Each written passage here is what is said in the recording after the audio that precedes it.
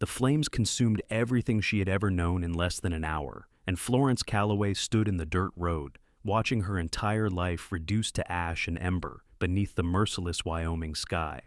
The small farmhouse where she had nursed her husband through his final illness, where she had buried her dreams alongside him in the cemetery just 6 months prior, crackled and groaned as the roof collapsed inward with a shower of sparks that rose like hellish fireflies into the October twilight. Her hands were black with soot, her dress torn and smoking where an ember had caught the hem, and her eyes burned from more than just the acrid smoke that filled the air of South Pass City on that autumn evening in 1877.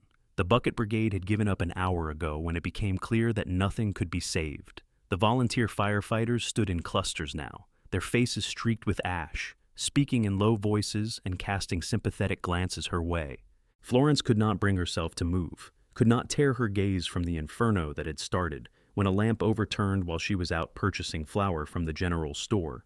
Everything she owned, every possession, every memento of her 26 years on Earth was gone. The quilt her grandmother had stitched, the photographs of her parents, the wedding ring she had removed only that morning to knead bread and left sitting on the kitchen windowsill. All of it vanished into nothing but smoke and memory. She had no family left. Her parents had died of cholera 5 years back. Her husband Thomas had succumbed to pneumonia that brutal winter, and they had never been blessed with children despite 3 years of marriage. She had no siblings, no cousins in the territory, no one who might take her in or offer shelter. The small sum of money she had managed to save was locked in a tin box that was now melted slag somewhere in the ruins. Florence Calloway was utterly alone in the world, with nothing but the dress on her back and the shoes on her feet. "Mrs. Calloway," the voice came from behind her, low and rough like gravel underfoot. "You cannot stand here all night."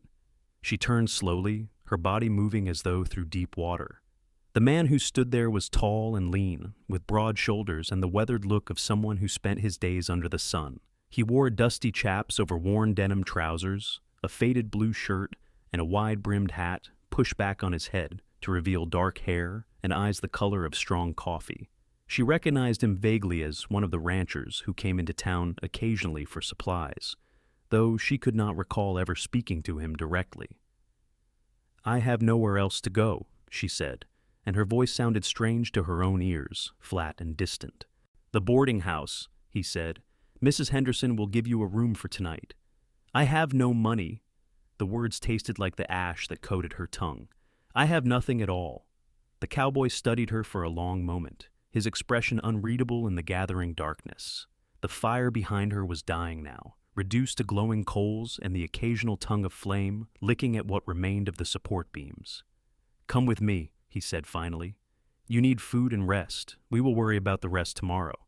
Florence wanted to refuse, wanted to maintain some shred of dignity, but her legs were trembling and her head felt light. She had not eaten since breakfast, and the shock of the past few hours was settling into her bones like winter cold. She nodded once, a jerky movement, and allowed him to place a hand on her elbow and guide her away from the ruins of her life. The boarding house was warm and bright, almost painfully so after the darkness of the street. Mrs. Henderson, a plump woman with kind eyes and flour perpetually dusting her apron, took one look at Florence and bustled her inside without question. The cowboy spoke quietly to the proprietress while Florence stood swaying in the entryway, and she saw money change hands before Mrs. Henderson led her upstairs to a small but clean room with a narrow bed and a washstand. "There now, dear," Mrs. Henderson said, her voice gentle. "You wash up as best you can, and I will bring you something to eat. That man downstairs, Mr. Preston Lawson, he has paid for a week's room and board for you. Do not you worry about a thing tonight." Florence nodded numbly and waited until the woman left, before sinking onto the edge of the bed. Her hands were shaking as she stared at them, at the soot ground deep into the lines of her palms. Preston Lawson. She turned the name over in her mind, trying to place him more firmly in her memory. She thought perhaps she had seen him at Thomas's funeral, standing at the back of the small crowd, but she could not be certain. So many of those days had blurred together in a haze of grief. She forced herself to stand and move to the washstand, pouring water from the pitcher into the basin and scrubbing at her face and hands until the water ran black. Her reflection in the small mirror showed a stranger, a hollow-eyed woman with soot-streaked blonde hair and a face too thin and drawn. She looked away quickly and sat back down on the bed, waiting. Mrs. Henderson returned with a tray bearing a bowl of beef stew, thick slices of bread, and a pot of tea. Florence ate mechanically, tasting nothing, but the warmth of the food brought some life back into her limbs. When she was finished, she lay down fully clothed on top of the quilt and stared at the ceiling until exhaustion dragged her into a fitful sleep. She woke to pale morning light filtering through the curtains and the sounds of the town coming to life outside her window. For one blessed moment, she forgot where she was and why, and then memory crashed back over her like a wave. She sat up slowly, every muscle in her body aching, and looked down at her ruined dress. She had nothing else to wear. No other clothes, no coat for the coming winter, no shoes but the ones on her feet. A soft knock at the door made her stand. "Come in," she called, her voice hoarse. Mrs. Henderson entered bearing another tray, this one with breakfast, and over her arm was a simple calico dress in a faded blue pattern. "I thought this might fit you," she said, setting down the tray and holding up the dress. "It was my daughter's before she married and moved to Cheyenne. You are about her size, I think." "I cannot pay you," Florence said, the words sticking in her throat. "Did I ask for payment?" "Mrs." Henderson's tone was brisk but not unkind. "You eat your breakfast, change into this, and then come downstairs. Mr. Lawson is waiting to speak with you." Florence wanted to ask why, wanted to understand what this stranger could possibly want with her. But Mrs. Henderson was already leaving, closing the door firmly behind her.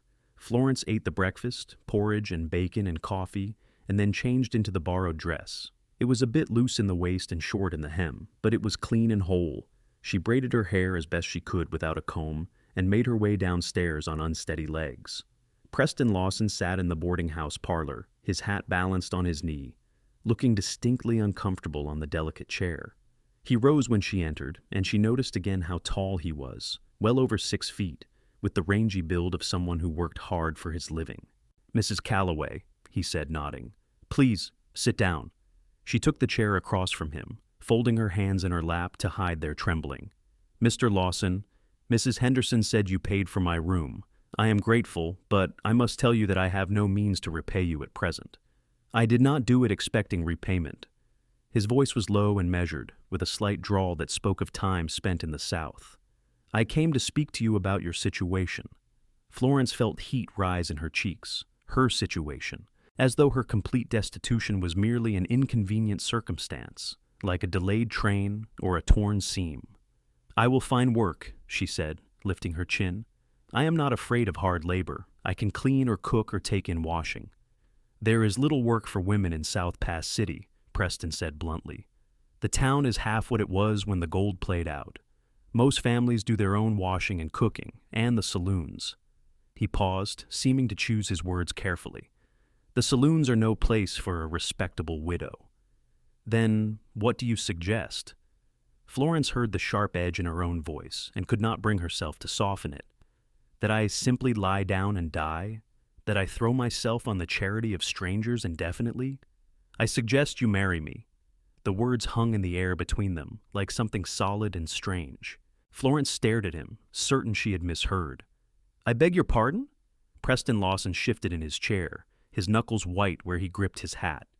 "I am saying this badly," he said. "I apologize. Let me start again." He took a breath. "I own a ranch about 8 miles north of town. 300 acres of good grazing land, a house, a barn, cattle, and horses.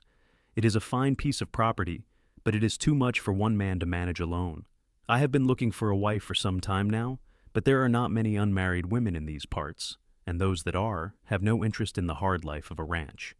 So you thought you would take advantage of a desperate widow." Florence's voice was cold, though inside her chest her heart was hammering. "No."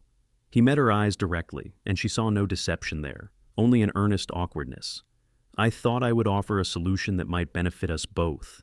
You need a home and security. I need help with the ranch and a partner to build a life with.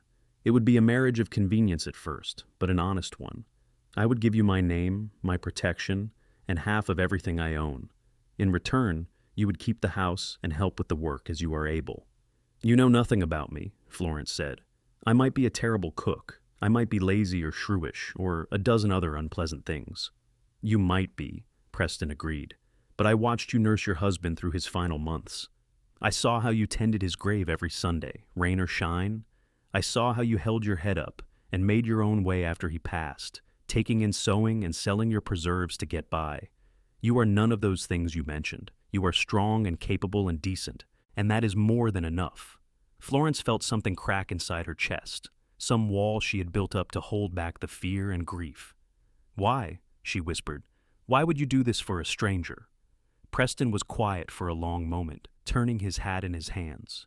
"My parents came west in a wagon train in 1851, he said finally. "My mother died of fever on the trail, and my father was left alone with 3 children under the age of 10. A woman in the wagon train, a widow herself, offered to marry him. It was not a love match, not at first, but she saved us. She raised us as her own, and over time they grew to care for each other deeply. She taught me that sometimes the best things in life come from taking a chance on kindness." He looked up at her. "I am not a romantic man, Mrs. Calloway. I am offering you a practical arrangement. But I give you my word that I will treat you with respect and honor, and I will never raise a hand to you or make demands you are not willing to meet." Florence stood abruptly and walked to the window, staring out at the dusty street without seeing it. Every practical bone in her body was screaming at her to accept. She had no other options, no other path forward that did not lead to starvation, or worse. But the thought of marrying a man she did not know, of sharing a home and a life with a stranger, made her feel as though she were standing at the edge of a cliff. "If I agreed," she said slowly, not turning around, "what would you expect of me, as a wife?" "Cooking, cleaning, the normal household tasks," Preston said. "Help with the garden and the chickens. During calving season and roundup, there is more work than I can handle alone, so an extra pair of hands would be valuable. As for—" He paused and she could hear the discomfort in his voice. "As for the marriage bed, I would leave that entirely to you. When and if you ever feel ready, I would welcome a true marriage, but I would never force the issue." Florence pressed her forehead against the cool glass of the window. She thought of Thomas, of the love they had shared, and felt a pang of guilt so sharp it stole her breath. But Thomas was gone, and she was here, alive and alone and desperate. "How soon would this happen?" she asked. "As soon as you are willing. Today, if you wish. The preacher can perform the ceremony, and I will take you to the ranch immediately after. I need time to think." "Of course." She heard him stand. "I will be at the Elkhorn Saloon until this evening. You can send word with Mrs. Henderson when you have made your decision." He left, and Florence stood at the window for a long time, watching the people of South Pass City go about their daily lives. Miners heading to the remaining claims, women with baskets over their arms, children darting between buildings. All of them had homes to return to, lives that made sense. She had nothing but the choice Preston Lawson had laid before her. She spent the day walking the town, such as it was. South Pass City had boomed in the gold rush of the late 60s, but those days were long past. Many buildings stood empty now, their windows broken and their paint peeling. The population had dwindled from thousands to a few hundred stubborn souls who had nowhere else to go or reasons to stay despite the dying economy. Florence saw her future in those empty buildings, in the haunted look on the faces of the women who worked the few remaining saloons. Without means or family, she would end up in one of those establishments, or worse, dead in a ditch somewhere when winter came and she had no shelter. By the time the sun was setting, she had made her decision. She returned to the boarding house and asked Mrs. Henderson to fetch Mr. Lawson. He came within the hour, his expression carefully neutral. Florence met him in the parlor again, standing this time because she did not trust her legs to keep from shaking if she sat. "I accept your offer," she said without preamble. "I will marry you, Mr. Lawson, under the conditions you described." Something shifted in his face, a release of tension she had not realized he was carrying. "You will not regret this," he said. "I will do everything in my power to make sure of that." "I hope you are right," Florence said softly. They were married the next morning in the small church at the edge of town. Florence wore the borrowed calico dress, and Preston wore a clean shirt and his best vest. Mrs. Henderson served as a witness, along with the owner of the general store, a grizzled man named Samuel, who had known Preston since he first came to the territory. The ceremony was brief and businesslike, the preacher rushing through the words as though he had a dozen other pressing matters to attend to.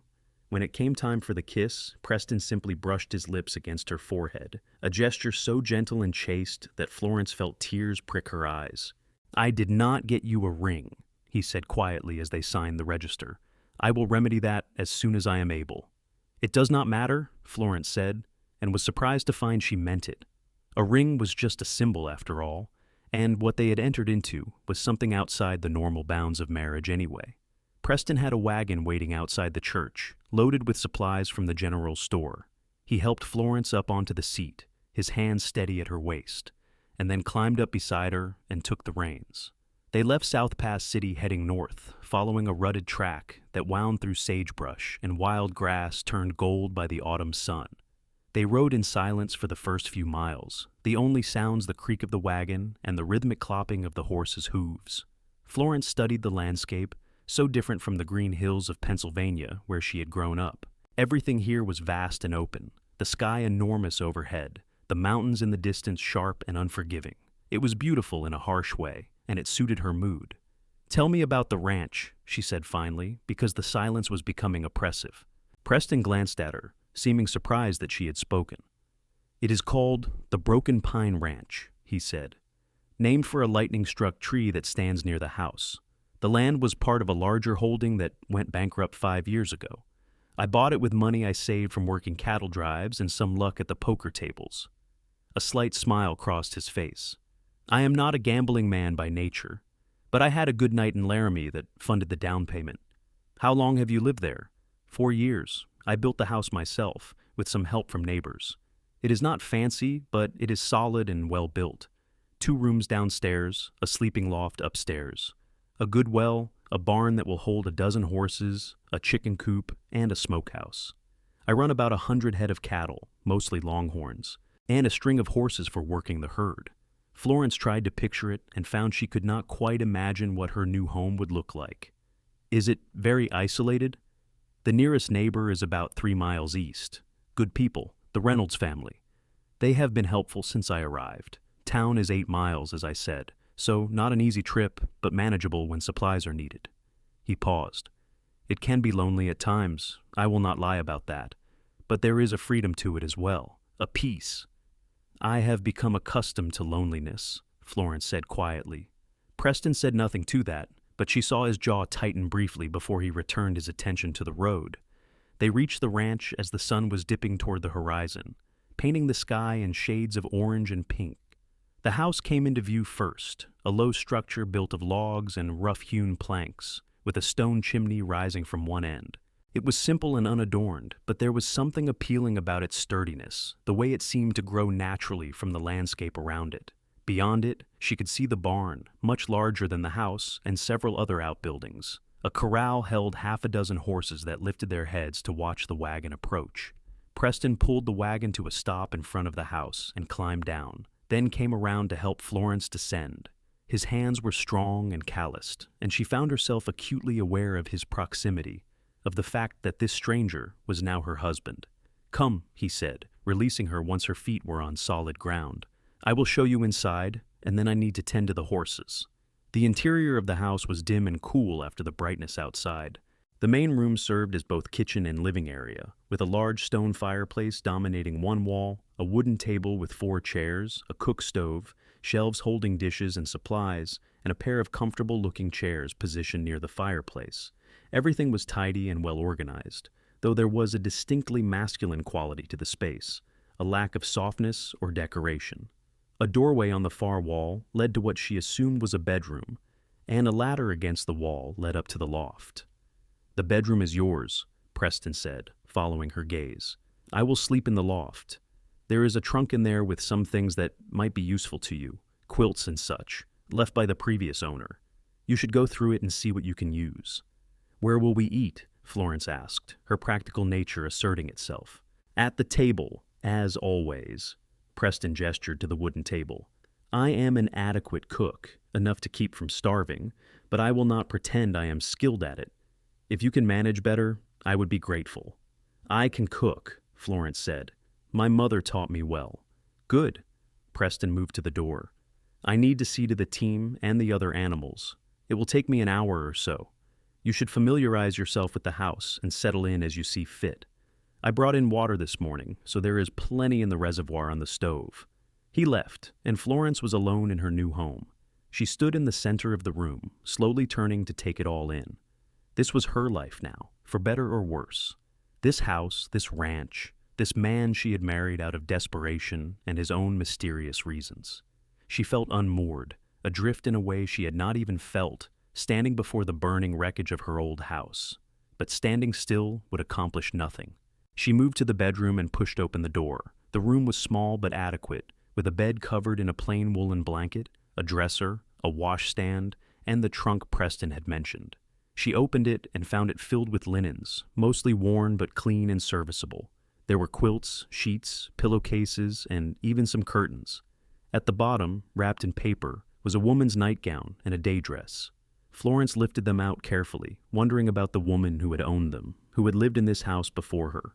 She set about making the space her own in small ways, spreading one of the better quilts over the bed, hanging curtains over the single window, arranging her few borrowed belongings on the dresser. When she was finished, the room looked marginally more welcoming, though it still felt like a stranger's space. In the main room, she investigated the supplies Preston had brought from town. There was flour, salt, sugar, coffee, beans, salt pork, and various other staples.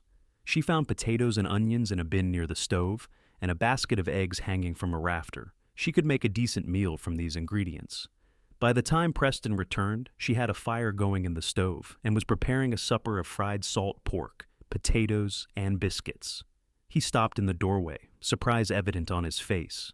"You did not have to do that tonight," he said. "You must be exhausted." "I need to keep busy," Florence replied, not looking up from the pan she was tending. "If I stop moving, I will start thinking too much." He nodded as though he understood and moved to wash his hands at the basin. They ate in silence, seated across from each other at the wooden table. The food was good, better than anything Preston had managed to cook for himself in recent memory, and he told her so. "Thank you," Florence said. "It is nothing special, but I'm glad you enjoyed it."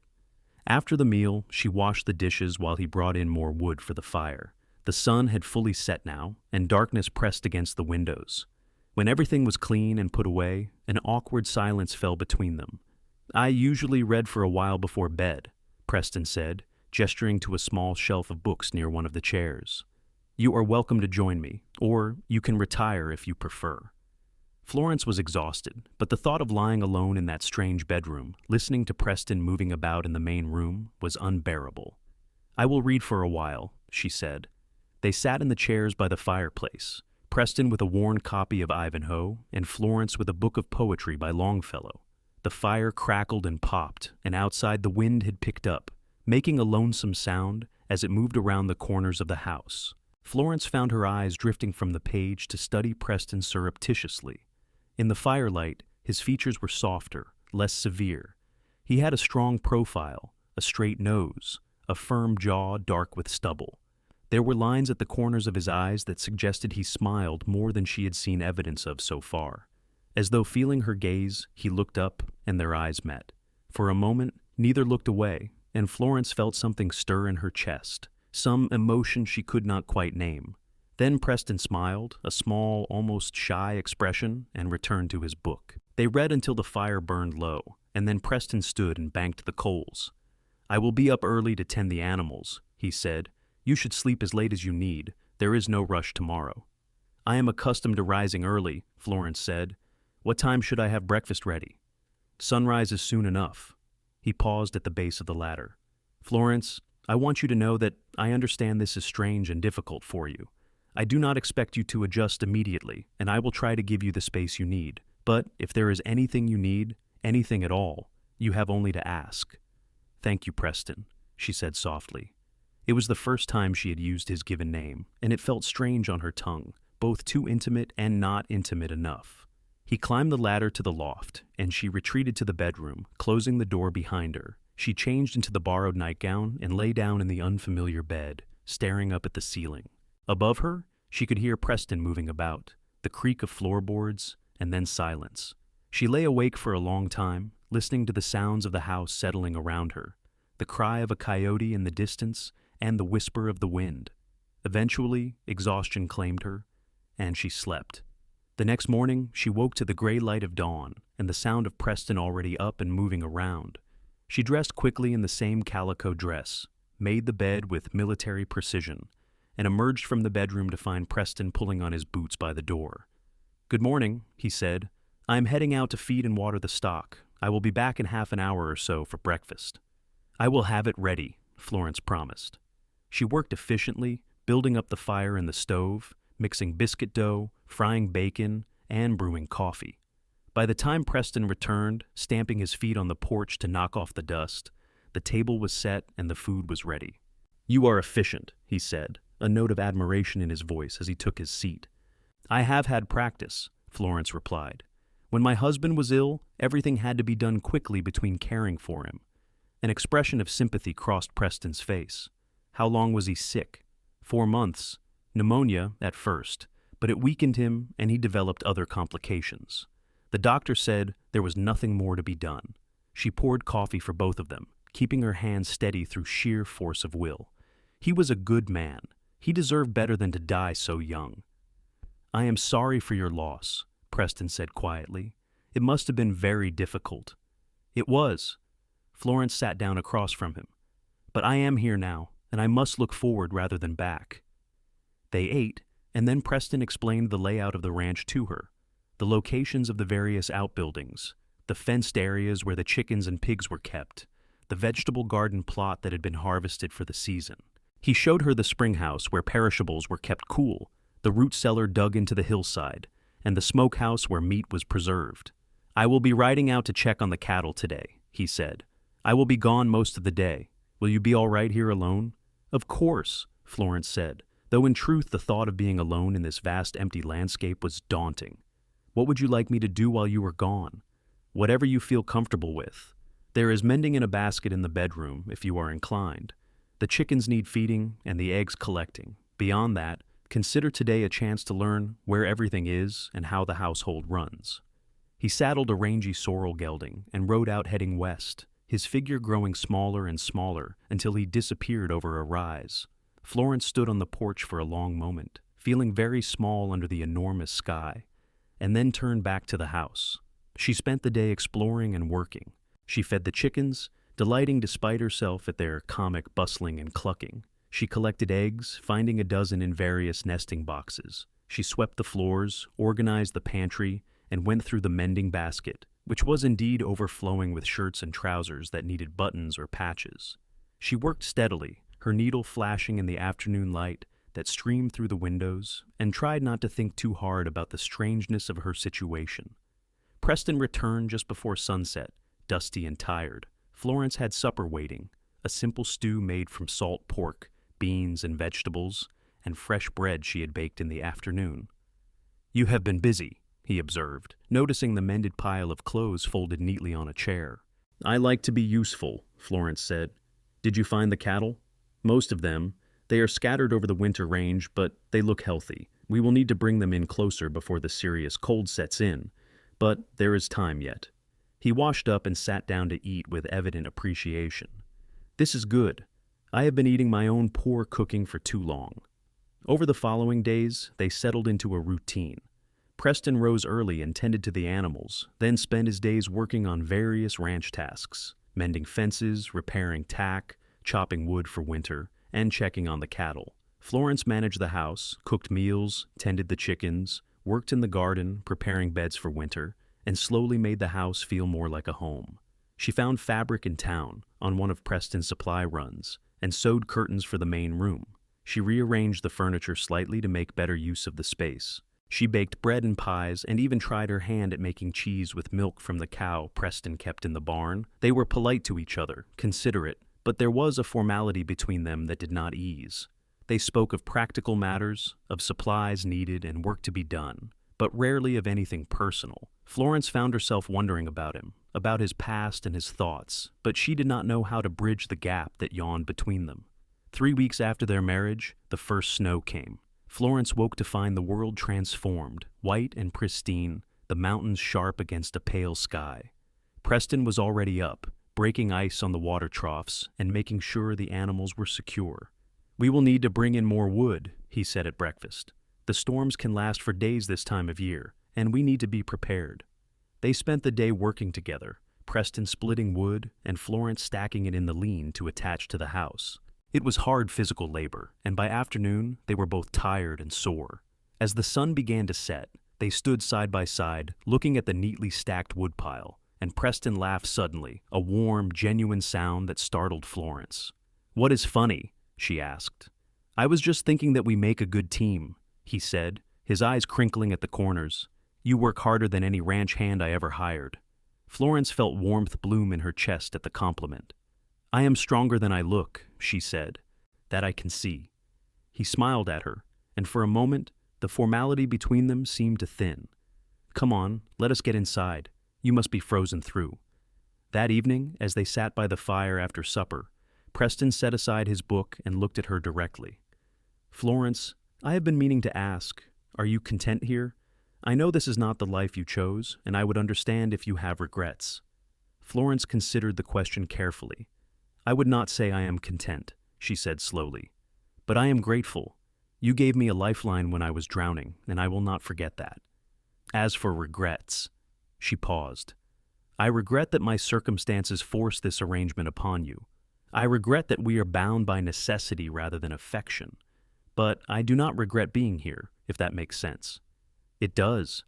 Preston leaned back in his chair. "For what it is worth, I do not feel imposed upon. I meant what I said when I proposed this arrangement. I have been lonely for a long time, and having you here, having someone to share meals with and talk to, has been a gift." "You have not had anyone before?" Florence asked, then immediately regretted the personal question. "I am sorry, that is not my business." "No, it is all right. We are married after all. We should be able to speak honestly with each other." He stared into the fire, his expression thoughtful. "I was engaged once, back in Texas before I came north. Her name was Mary, and I thought we would build a life together. But her father did not approve of me, thought I was too poor and too rootless, and he convinced her to break it off. She married a banker instead, someone with stability and prospects." He smiled, but it did not reach his eyes. "I suppose he was right to think I was rootless. I left Texas a month later and drifted for a few years before ending up here." "Do you still think of her?" Florence asked softly. "Not in the way you might imagine. I do not pine for her. But it taught me that love alone is not always enough, that practical matters and compatibility are just as important as romantic feelings." He looked at her directly. "That is why I thought this arrangement might work. We are both practical people who have known loss. We can build something solid together, even if it is not what either of us originally dreamed of." Florence felt a lump form in her throat. "That is a very pragmatic view of marriage." "Perhaps, but it is honest." Preston stood and added another log to the fire. "I should let you rest. Tomorrow I need to ride over to the Reynolds place and borrow some tools. Would you like to come? Sarah Reynolds has been asking about you. I think she would enjoy meeting you properly." "Yes, I would like that," Florence said, surprised by how much she meant it. She had seen no one but Preston for weeks now, and the isolation was beginning to weigh on her. The next morning dawned clear and cold, the snow crunching under their feet as they prepared for the trip. Preston saddled 2 horses, a gentle mare for Florence, and they rode out together across the white landscape. The Reynolds ranch was similar to Preston's, though the house was larger and there were more outbuildings. A pack of dogs announced their arrival, and a woman emerged from the house, wiping her hands on her apron. Sarah Reynolds was perhaps 10 years older than Florence, with graying brown hair pulled back in a practical bun and a warm, open face. "Preston Lawson, as I live and breathe, is this your bride?" she called out. "Get down from those horses and come inside before you freeze solid." Inside, the house was warm and bustling with life. 3 children of varying ages peered at them from behind their mother's skirts before being shooed off to play. Sarah poured coffee and set out a plate of cookies, talking nonstop as she worked. "I was so surprised when Martin came home and said Preston had gotten married," she said, her eyes bright with curiosity. "And so quickly, too. But then I heard about the fire, Mrs. Calloway, and I understood. What a terrible thing to go through. You poor dear." "Please, call me Florence," Florence said, warming her hands on the coffee cup. "And yes, it was terrible. But I have been fortunate in the aftermath." Fortunate indeed to catch a good man like Preston, Sarah agreed. He has been a wonderful neighbor, always willing to help when Martin needs an extra hand. We are glad he is not alone out there anymore. The men disappeared into the barn to discuss the tools Preston needed, leaving Sarah and Florence alone in the kitchen. Sarah immediately became more serious, leaning across the table conspiratorially. "Tell me truly, are you all right?" she asked. "I know how these arrangements can be, married to a stranger out of necessity. If you need a friend or someone to talk to, I am here." Florence felt tears prick her eyes at the genuine concern in the other woman's voice. "I am managing," she said. "Preston has been very kind and respectful. It is just." She paused, searching for words. "Strange to be in a marriage that is not really a marriage, if you understand my meaning." "I do," Sarah said gently. "But you know, Florence, sometimes the best marriages grow from the smallest seeds. Martin and I were a love match from the start, but I have seen plenty of couples who started as you and Preston have and ended up devoted to each other. Give it time. Let yourselves become friends first and see where it leads." "Did Preston tell you that we are not?" Florence felt her face heat. "That is, we have separate sleeping arrangements. He did not need to tell me anything.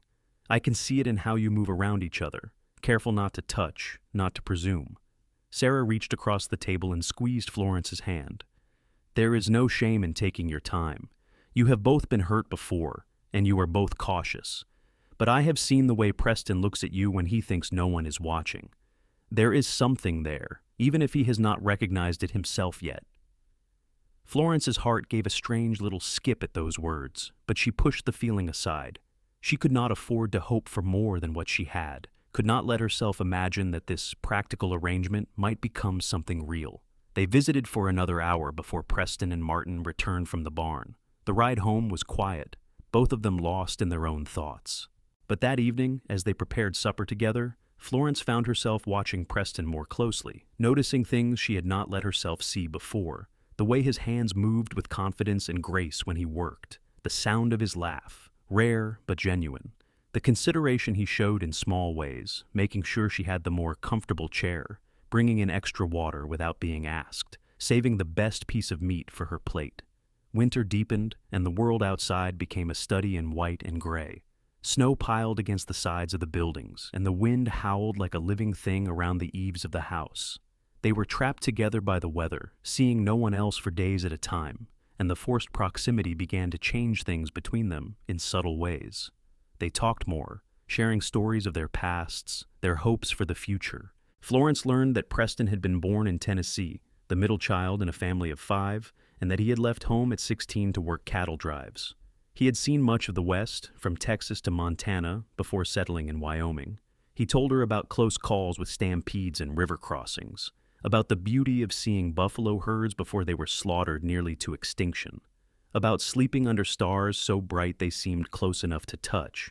Florence, in turn, told him about growing up in Pennsylvania, the daughter of a shopkeeper. She spoke of her education, rare for a girl in those days, provided by a mother who believed women should be able to think and reason. She told him about meeting Thomas at a church social, about their courtship and their decision to come west seeking opportunity, and about the slow, painful process of watching him die. "Do you regret coming west?" Preston asked one evening as they sat mending harness leather together. "No," Florence said, surprising herself with the certainty in her voice. "There was nothing left for me in Pennsylvania. Even if I had known how it would turn out, I think I would have come anyway. There is something about this land, harsh as it is, that feels honest. It does not pretend to be anything other than what it is." "That is a good way to describe it," Preston agreed. "I have always felt that way too. Back east, there are so many rules and expectations, so many ways you are supposed to be. Out here, you can just be yourself." As winter wore on, Florence found herself thinking more and more about what Sarah Reynolds had said. She began to notice small changes in Preston's behavior, the way he found excuses to sit closer to her by the fire, the way his eyes followed her as she moved around the house, the way he seemed to time his return from the barn to coincide with when she had supper ready. And she noticed changes in herself too, the way her heart lifted when she heard his step on the porch, the way she took extra care with her appearance in the mornings, the way she found herself wanting to reach out and touch him, to close the physical distance between them. Christmas came and went, a quiet affair with a small pine tree Preston cut and brought inside, decorated with strings of popcorn and paper ornaments Florence fashioned. They exchanged modest gifts. She gave him a new shirt she had sewn from fabric she purchased on a rare trip to town, and he gave her a pair of leather gloves lined with fur and a book of poems by Walt Whitman. "I noticed you had read the Longfellow through twice," he said shyly as she opened the wrapped package. "I thought you might like something new." "It is perfect," Florence said, and impulsively leaned up and kissed his cheek. "Thank you, Preston." He touched the place where her lips had brushed his skin, his eyes wide with surprise and something else, something that made Florence's breath catch. But the moment passed, and they moved on to Christmas dinner, neither speaking of the kiss, but both aware that something had shifted between them. In January, a major storm swept through, dumping nearly 3 feet of snow and bringing winds so fierce that they shook the sturdy house.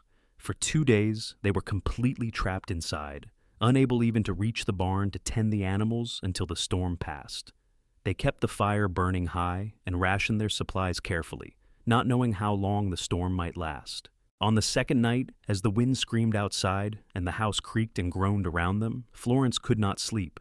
She lay in her bed, listening to the fury of the storm and feeling utterly alone, despite Preston's presence just beyond the door. Finally, unable to bear it any longer, she rose and emerged from the bedroom. Preston was still awake, sitting in one of the chairs by the fire, staring into the flames. He looked up in surprise when she appeared.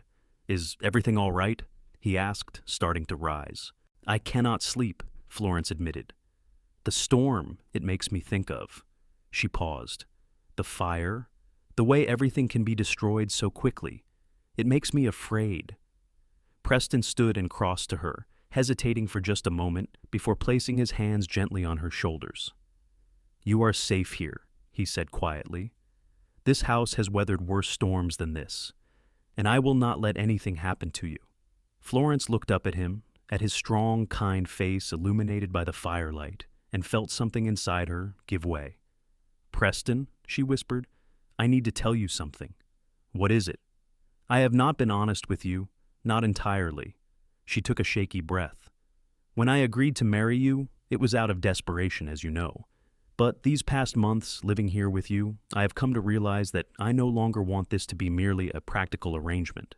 I have come to care for you, deeply, and I do not know what to do with these feelings." Preston's hands tightened on her shoulders. "Florence," he said, his voice rough. "Do you mean that?" "Yes." She forced herself to meet his eyes. "I understand if you do not feel the same way. I know that was not part of our agreement, and I will not make demands. But I had to tell you, I could not keep pretending that my heart is not involved when it so clearly is."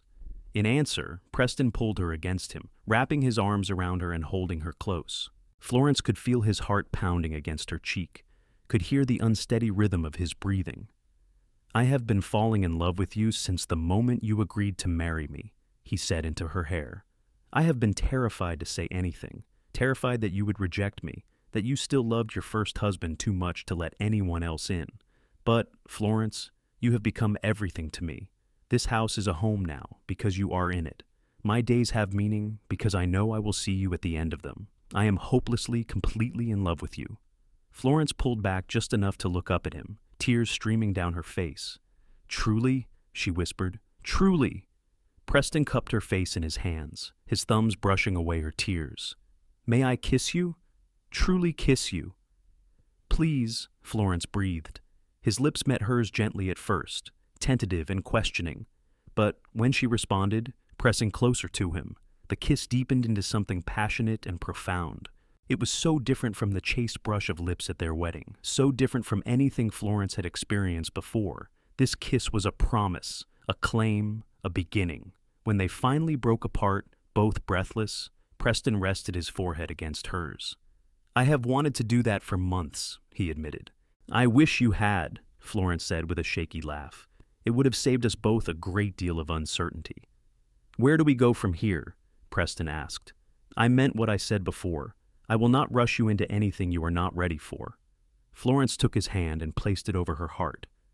"I am ready," she said. "I want to be your wife in truth, Preston. I want to build a real marriage with you, a real life, if you will have me." If I will have you, Preston laughed, the sound joyous and free. Florence, I have been yours since the day I first saw you standing in that dirt road watching your life burn down. I just did not know how to tell you. They stood there in the firelight for a long time, holding each other as the storm raged outside. Eventually, Preston led her to the chair, and they sat together, Florence tucked against his side, his arm around her shoulders. They talked through the night, no longer constrained by formality or fear, sharing hopes and dreams and plans for the future. When the storm finally broke the next morning, they emerged into a world transformed. The snow was deep, but the sun was shining, turning everything to diamond brilliance. Together, they dug a path to the barn and tended the grateful animals, working side by side with a new ease and joy. That night, Florence did not return to the small bedroom. Instead, she climbed the ladder to the loft where Preston slept, and he welcomed her into his arms with tenderness and passion. They made love slowly, carefully, learning each other's bodies and hearts, and when Florence finally fell asleep, it was with the certainty that she was exactly where she belonged.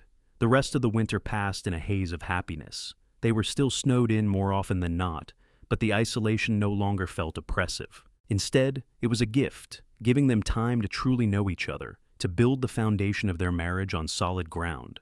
They worked together during the days, tending animals and managing the household, and spent their evenings by the fire, reading aloud to each other or simply talking. When spring finally came, melting the snow and turning the landscape green, they rode together to check on the cattle and found that the herd had survived the winter well. Several new calves had been born, and Preston declared it a good year for the ranch. Sarah Reynolds visited in early April, bringing fresh bread and news from town. She took one look at Florence and Preston standing together on the porch, his arm casually around her waist, and burst into delighted laughter. "Well, I can see that my advice was sound," she said, her eyes twinkling. "You two look like proper newlyweds now." "We feel like it," Preston said, smiling down at Florence. "Thank you, Sarah, for being a friend to Florence when she needed one." "It was my pleasure," Sarah said. "Now come inside and tell me everything." Over tea, Florence and Sarah talked like old friends, and Florence realized with a start that she was happy. Truly, deeply happy in a way she had not been since before Thomas fell ill. The guilt she had expected to feel, the sense that she was betraying his memory, never materialized. Instead, she felt as though she had been given a second chance at life, and she was determined not to waste it. As the seasons turned, the ranch prospered. Preston hired 2 ranch hands for the summer, young men who helped with the cattle drives and the heavier work. Florence expanded the garden, putting in twice as many vegetables as the year before, and learned to preserve and can food for the winter. She also began keeping bees, producing honey that became sought after in South Pass City. In the autumn, Florence realized she was pregnant. She told Preston one evening as they sat on the porch watching the sunset, his hand clasped in hers. He stared at her for a long moment, his expression unreadable, and then he swept her up in his arms and spun her around, laughing with pure joy. "A baby," he said, setting her down carefully as though she were made of glass. "Florence, we are going to have a baby. Are you happy?" she asked, though his reaction had made the answer clear. "Happy does not begin to cover it," Preston said, his eyes bright with unshed tears. "I never dared to hope for this much, for a wife I love and a child on the way. It feels like a dream." "Then we are dreaming it together," Florence said, reaching up to touch his face. The pregnancy was difficult at times, as pregnancies could be, but Florence was strong and healthy, and she had Preston's unwavering support. He treated her like precious cargo, insisting she rest more and work less, though Florence insisted she was perfectly capable of maintaining her normal routine for as long as possible. In late May of 1878, on a warm evening with the windows open to catch the breeze, Florence went into labor. Preston rode like fury to fetch Sarah Reynolds, who had attended dozens of births and had agreed to serve as midwife. She arrived calm and competent, shooing Preston out of the bedroom and settling in to help Florence through the long night. The baby, a boy, was born just after dawn, his lusty cries filling the house with sound. Sarah cleaned him and wrapped him in a soft blanket before placing him in Florence's arms. Florence stared down at the tiny, perfect face and felt her heart expand in a way she had not known was possible. "He is beautiful," she whispered. "He is indeed," Sarah agreed. Now let me fetch that anxious father of his." Preston came in looking pale and terrified, but his face transformed when he saw Florence holding their son. He crossed to the bed slowly, reverently, and looked down at the baby with wonder. "May I?" he asked, and Florence carefully transferred the infant to his arms. Preston held his son with surprising confidence, supporting the small head carefully. "Hello there, little one," he said softly. "Welcome to the world. You have the best mother a boy could ask for, and I promise I will do everything in my power to be the father you deserve." "What should we name him?" Florence asked. Preston thought for a moment. "My father's name was James," he said. "Would you consider that?" "James Lawson," Florence said, testing it out. "I think it fits him perfectly." They spent the next hours marveling over their son, counting his tiny fingers and toes, laughing at his expressions, and falling deeper into love with him and with each other. Sarah stayed for a few days to help, then returned home with a promise to visit often. The months that followed were exhausting and wonderful in equal measure. James was a good baby, healthy and strong, though he kept them up many nights with his demands for feeding and attention. Florence sometimes moved through the days in a haze of tiredness, but she had never been happier. Watching Preston with their son, seeing his gentleness and patience, only deepened her love for him. When James was 6 months old, Preston came in from the barn one evening with a serious expression on his face. Florence looked up from nursing the baby, worry flickering through her. "What is it?" she asked. "Is something wrong?" "No, nothing is wrong. He sat down across from her, turning his hat in his hands. "I have been thinking. This ranch, it is in my name alone. If something were to happen to me, you and James would have no legal claim to it. I want to change that. I want to put the deed in both our names, so you know that this is truly your home, that you will always be secure no matter what." Florence felt tears spring to her eyes. "Preston, you do not have to do that." "I want to," he said firmly. "This ranch is as much yours as mine. You have worked every bit as hard to build it up, and you deserve to have it legally recognized. Besides," he smiled, "I seem to recall promising you half of everything I owned on the day we married. It is past time I made good on that promise." They rode to town the following week. James bundled warmly between them and visited the land office. The clerk drew up the necessary papers, and Preston signed the deed over into joint ownership. Florence signed her name beside his, her hand trembling slightly, and just like that, she was a landowner, a woman of property and means. "Thank you," she said as they left the office. "You have no idea what this means to me." "I think I do," Preston said, lifting James out of her arms so she could climb into the wagon.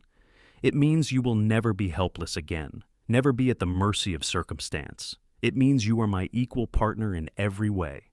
That night, as they lay in bed with James sleeping in his cradle nearby, Florence turned to Preston.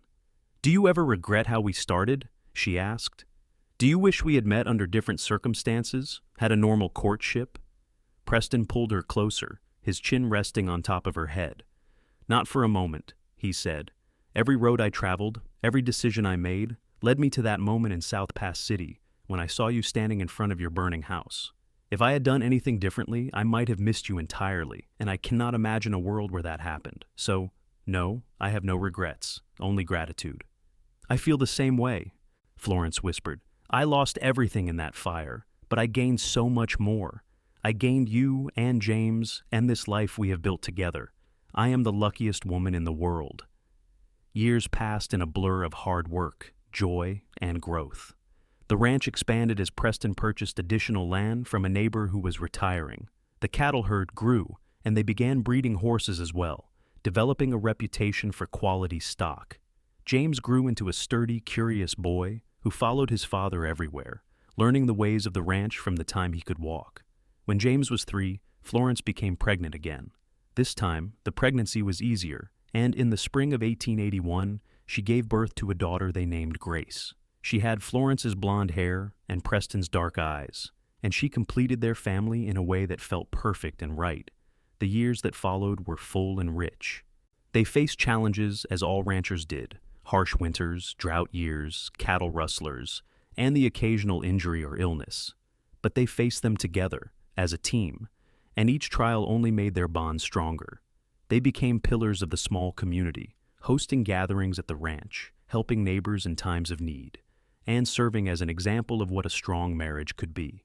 Sarah Reynolds remained Florence's closest friend, and their children grew up playing together, spending weeks at a time at each other's ranches during the summer. The Broken Pine Ranch became known not just for its quality livestock, but for the warmth and hospitality of its owners. On their 10th wedding anniversary, Preston surprised Florence with a trip to Cheyenne, leaving the children in Sarah's capable care. They stayed in a hotel, ate in restaurants, and attended a concert, playing at being sophisticated city folk for a few days. But both of them were relieved to return home to the ranch, to the life they had built together. "I suppose we are hopeless country people now," Florence said as they drove up the familiar road, the house and barn coming into view. "Hopeless and happy," Preston agreed, reaching over to take her hand. "I would not change a thing." That night, as they lay in their bed with the windows open to the cool evening air, Preston pulled Florence close. "Do you remember what I said to you the night of the blizzard?" he asked. "When you told me you had come to care for me? You said you had been falling in love with me since the moment I agreed to marry you," Florence said. "I was wrong," Preston said, and Florence pulled back to look at him in surprise. "I was falling in love with you long before that. I was falling in love with you as I watched you tend your husband's grave every Sunday, as I saw you hold your head high in the face of loss and hardship. I think I knew, even then, that you were the strongest, most remarkable woman I would ever meet. I just did not have the courage to approach you until circumstances gave me an excuse." Florence felt her throat tighten with emotion. "Then I am glad for those circumstances, as terrible as they seemed at the time. I am glad that the fire destroyed everything, because it led me here, to you, to this life we have built. I would go through it all again in a heartbeat if I knew this was where I would end up." "I gave you my ranch and my name," Preston said softly. "But you gave me so much more. You gave me a purpose, a family, a reason to build something lasting. You gave me your heart, and that is a gift beyond price." "We gave those things to each other," Florence corrected gently. "That is what marriage is supposed to be, I think. Not one person rescuing the other, but two people building something together that neither could have created alone. They made love that night with the tenderness and passion of a couple who knew each other completely, who had weathered storms together and come out stronger on the other side. And when they finally drifted off to sleep, tangled together in the sheets, it was with the absolute certainty that they had found in each other everything they had ever needed. The years continued to pass, bringing new joys and new challenges. James grew into a fine young man, taking on more and more responsibility at the ranch. Grace proved to have a gift with horses, gentling even the wildest colts with patience and kindness. Preston's hair began to gray at the temples, and Florence noticed lines forming around her eyes, but they both wore their age with pride. Each wrinkle, each silver hair, was earned through years of hard work and harder-won happiness. When James was 20, he married a girl from South Pass City, a pretty schoolteacher named Anna, and brought her home to the ranch. Preston and Florence built a small house on the property for the young couple, giving them privacy while keeping them close. A year later, James and Anna made them grandparents, and Florence discovered that the joy of holding her grandson was equal to the joy she had felt holding her own children. Grace, independent and spirited, announced at 19 that she wanted to travel before settling down. She spent a year in San Francisco working at a stable and learning more about horse breeding before returning home with a newfound appreciation for ranch life and a young veterinarian in tow. They married the following spring in a ceremony held on the ranch, with half the county in attendance. Preston and Florence grew older together, their bodies becoming less capable, but their love only deepening with time. They celebrated their 20th anniversary, then their 25th, each year a gift they never took for granted. The ranch continued to prosper under James's management, allowing Preston to finally slow down and enjoy the fruits of decades of hard labor. On a warm summer evening in 1897, when Florence was 46 and Preston 53, they sat together on the porch as they had thousands of times before. Their grandchildren were playing in the yard, their laughter carrying on the breeze. James and Anna's house showed lights in the windows, and Grace and her husband were expected for supper. "Did you ever imagine this?" Florence asked, her hand clasped in Preston's. "When we stood in that church 20 years ago, two strangers making promises we were not sure we could keep. Did you ever imagine we would end up here?" "I hoped," Preston said, "but hoping and knowing are two different things. I could not have imagined the depth of what I would come to feel for you, or the richness of the life we would build together. Every day with you has been better than the last, and I count myself the most fortunate man alive." "We have been blessed," Florence agreed. "Despite the hardships, despite the losses that brought us together, we have been so incredibly blessed." They sat in comfortable silence, watching the sun set over the mountains, painting the sky in shades of gold and crimson. The ranch stretched out before them, the land they had worked and nurtured, the home they had built from nothing but determination and love. The house behind them was filled with the evidence of their life together: photographs on the walls, handmade quilts on the beds, worn furniture that held the imprint of their bodies and the memories of countless evenings spent in conversation and companionship. "Florence," Preston said suddenly, turning to look at her, "I want you to know something." "What is it?" "That fire, the one that destroyed your house and brought you to me, I have thought about it often over the years. I have felt guilty sometimes, as though I benefited from your tragedy, as though my happiness came at the cost of your suffering." "Preston, no," Florence interrupted, but he held up a hand. "Let me finish. I felt that way for a long time, but I have come to realize something. That fire took your possessions, yes, but it could not touch what was truly important. Your strength, your character, your capacity for love, all of that survived. And maybe, just maybe, that fire was not an ending, but a beginning. It cleared away what was, making room for what could be. I am not saying I am glad it happened, but I am grateful for where it led us." Florence felt tears slip down her cheeks. "Do you know what I think about when I remember that night?" she asked. "I think about how I stood there believing I had nothing left, that there was no future for me. And then you appeared, a man I barely knew, offering me not just charity, but partnership. You gave me back my life, Preston.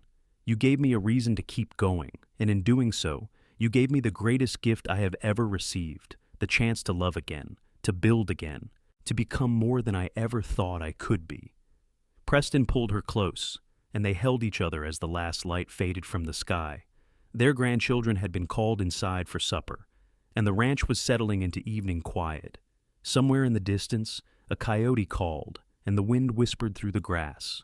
It was a sound Florence had grown to love over the years, the voice of the wild, untamed land that had become her home. "I love you, Florence Lawson," Preston said into her hair. "I have loved you for 20 years, and I will love you until my last breath and beyond." "And I love you," Florence replied. "You gave me your ranch and your name, but I gave you my heart, and it is yours forever." They sat there on the porch until the stars came out, thousands of them scattered across the vast Wyoming sky, each one a reminder of the infinite possibilities that life held. They had started as strangers, brought together by necessity, two people who had known loss and were simply trying to survive. But they had become so much more: partners, lovers, best friends, parents, grandparents, and the center of each other's worlds. The ranch would continue after them, passed down to James and eventually to his children. The house would stand for generations, a testament to the man who had built it with his own hands and the woman who had made it a home. The story of how they came together would be told and retold, becoming part of family legend: the widow who lost everything in a fire and the cowboy who gave her his ranch and his name. But the real story, the one that mattered most, was simpler than that. It was the story of two people who took a chance on each other, who chose to build a life together despite fear and uncertainty, and who discovered that love could grow in the most unexpected places. It was the story of healing and hope, of second chances and new beginnings, of a marriage that started as a practical arrangement and became a true partnership of hearts and minds and souls.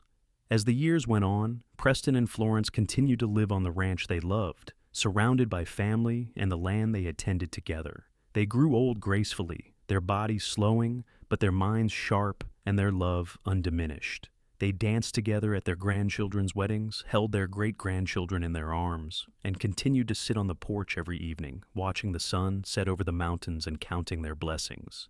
When Preston passed away peacefully in his sleep at the age of 71, Florence held his hand and whispered her love into his ear, thanking him for every moment they had shared. She mourned him deeply, but she did not regret a single day of their life together. He had saved her when she needed it most, and she had given him a life filled with love and meaning. It was a fair exchange, and more than either of them had dared to hope for on that October evening in 1877, when he had first approached her in the ruins of her old life. Florence lived for another 8 years after Preston's death, remaining on the ranch and continuing to be the heart of her family. She told her grandchildren and great-grandchildren stories of the early days, of the hard winters and the good years, of the challenges they had faced and overcome. And she always ended with the same message: that love could be found in the most unexpected places, that courage meant taking chances even when you were afraid, and that the greatest adventures often began at the moments when you thought everything was lost.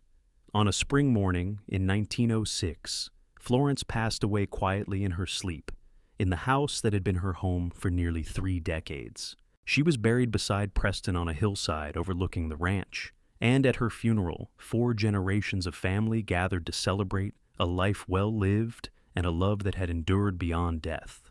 The Broken Pine Ranch continued to prosper, passed down through the family, and the house stood strong through changing times and changing seasons. And sometimes, on quiet evenings when the wind whispered through the grass and the stars shone bright overhead, those who lived there swore they could feel the presence of the man and woman who had built it all still sitting on that porch, still holding hands, still bound together by a love that had begun with an act of kindness and grown into something eternal. Their story became a legend in the territory, told and retold with varying degrees of accuracy. But the truth was simpler and more beautiful than any legend could capture. A widow had lost everything in a fire. A cowboy had given her his ranch in his name. And together, they had built a life that was richer and fuller than either could have imagined, proving that sometimes the greatest love stories begin not with passion and romance, but with simple kindness, practical partnership, and the courage to take a chance on a stranger who might just become your everything. In the end, that was the real miracle. Not the ranch or the success or even the children and grandchildren, though all of those were blessings beyond measure. The real miracle was that 2 broken people had found each other in the wreckage of their separate losses and had built something whole and beautiful together. They had started with nothing but hope and determination, and they had created a legacy that would endure for generations, a testament to the power of love to heal, to transform, and to redeem even the darkest moments into something bright and wonderful. And in the quiet moments when the wind blew just right and the light fell golden across the land, those who knew their story could almost see them there on the porch of the old ranch house, Preston and Florence Lawson, forever young and forever in love, watching the sun set over the mountains and knowing that they had been given the greatest gift of all, each other, and a lifetime to prove that love built on friendship, respect, and partnership was the strongest foundation of all. Their love story, born from tragedy and necessity, had blossomed into something remarkable and enduring, a reminder that even in the harshest landscapes and the most difficult circumstances, love could not only survive, but thrive. The fire had taken everything Florence owned, but it had led her to everything she would ever need. Preston had given her his ranch and his name, but she had given him her heart, and together they had created something that would last forever, a family, a legacy, and a love story for the ages.